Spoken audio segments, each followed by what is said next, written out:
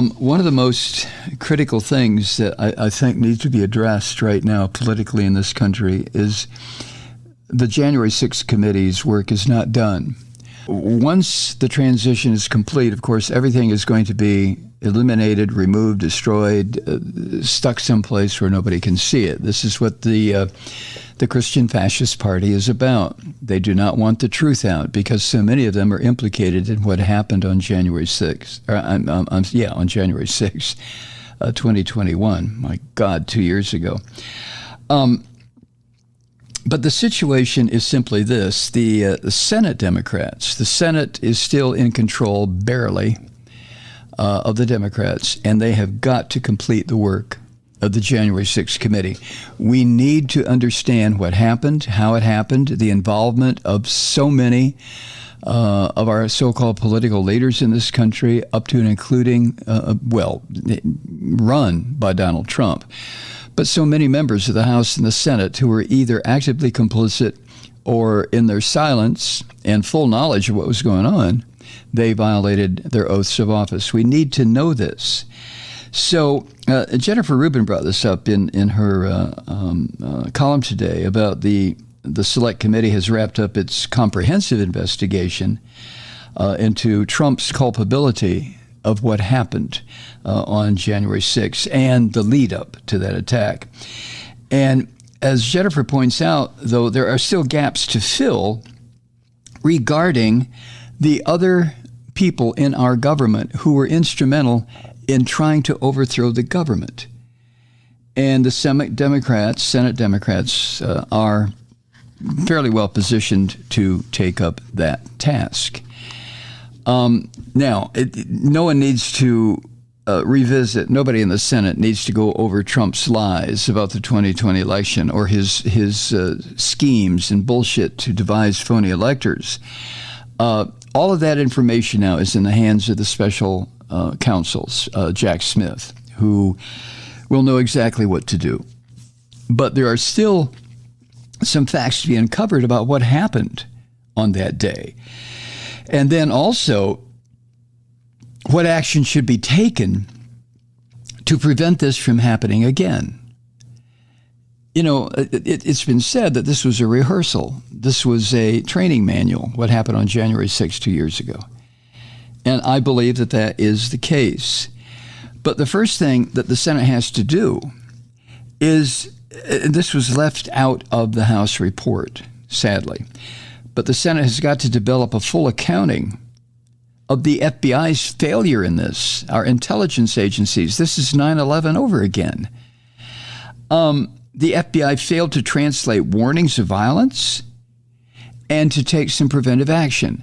And as has been pointed out over and over and over again, if the FBI had gotten word, as they did, that such an event was going to occur in D.C. on January 6th, and if they found out it was going to be organized and run by black folk or Muslims, are you kidding me? It's been said several times. There would have been a bloodbath on the steps of the U.S. Capitol. We know this. You know it as well as I.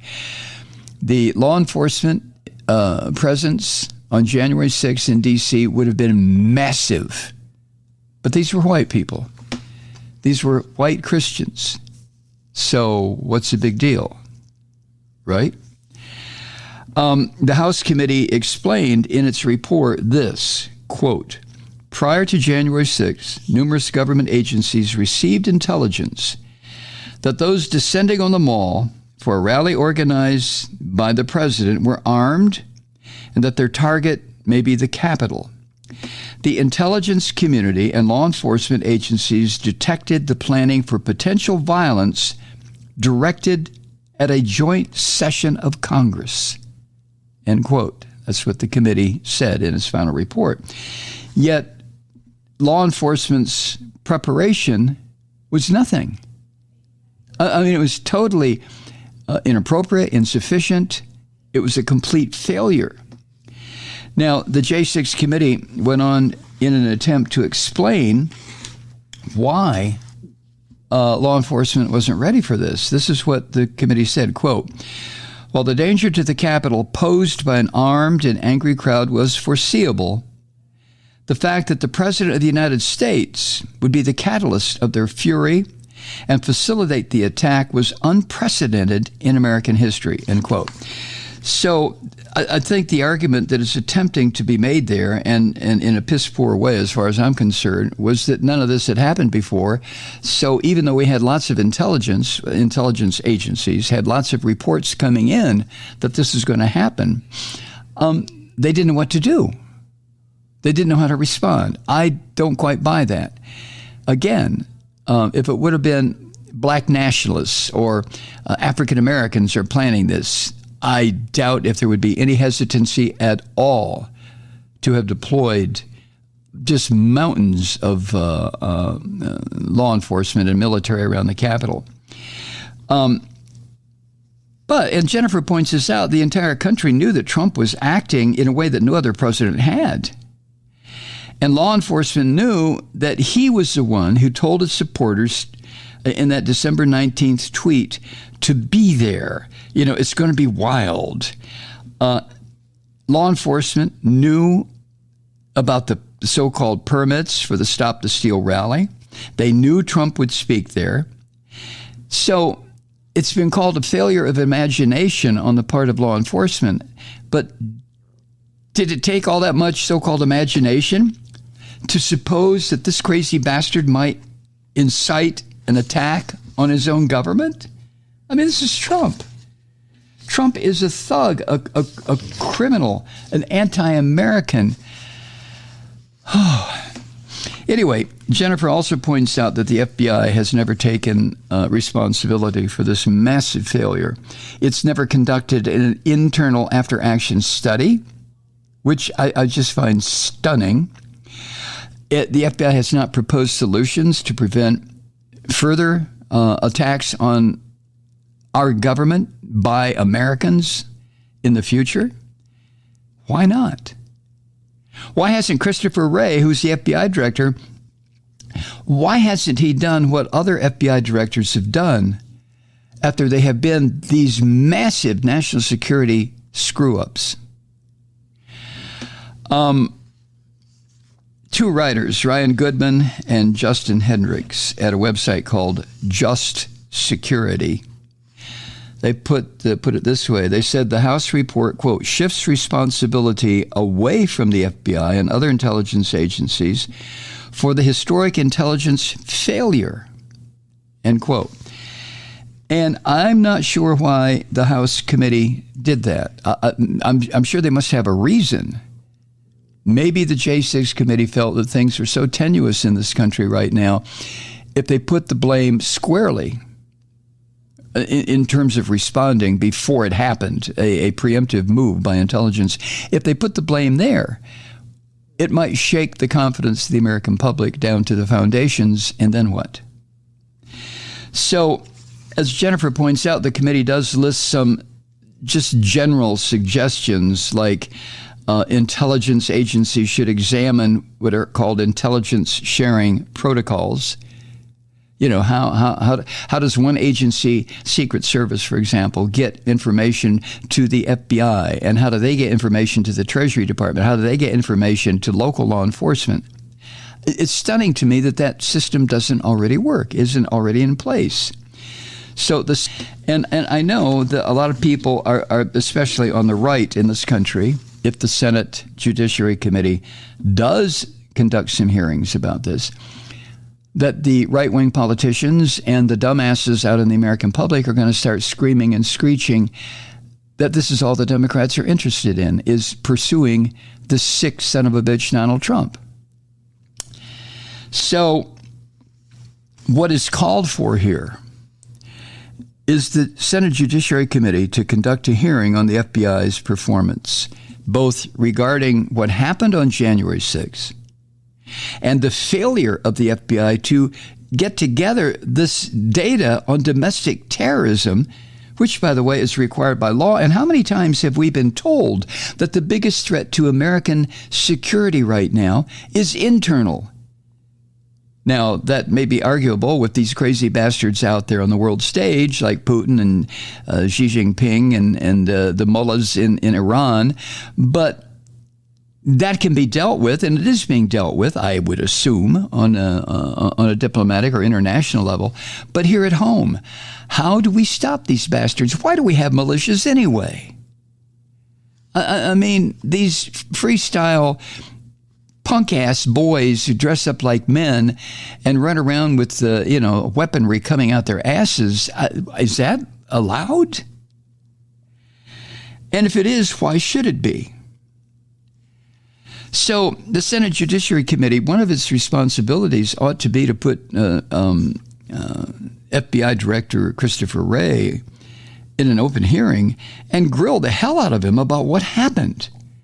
They should also bring in former FBI officials to provide expert testimony, not officials involved in what happened on J6 and the run-up to it, but retired FBI officials, how they handled intelligence when it came to them that there was going to be some sort of a catastrophic event.